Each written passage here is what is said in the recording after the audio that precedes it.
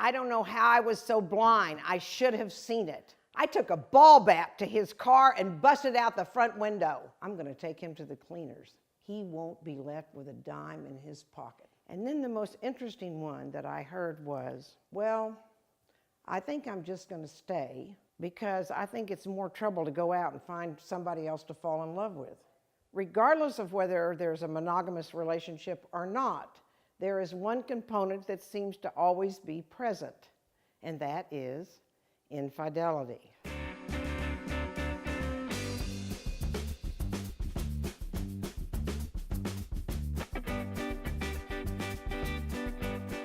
I guess what I'm going to do is call out feminist, which you don't see me do very often.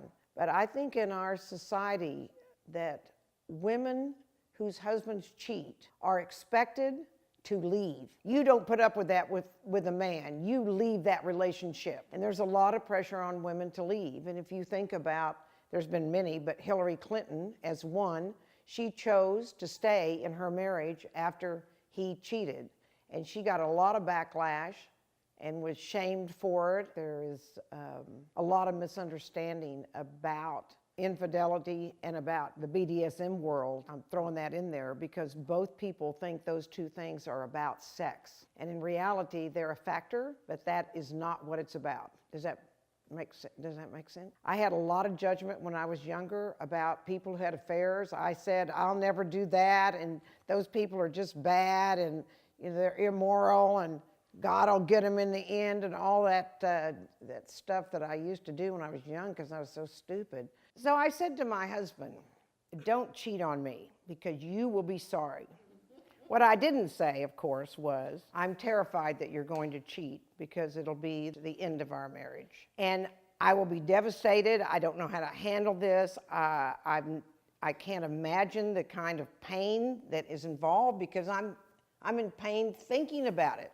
And another thing I didn't say was I will blame myself. I will beat myself up for not being prettier, thinner, nicer, whatever, that would make you go to some other woman beside me and that I am, somehow defective.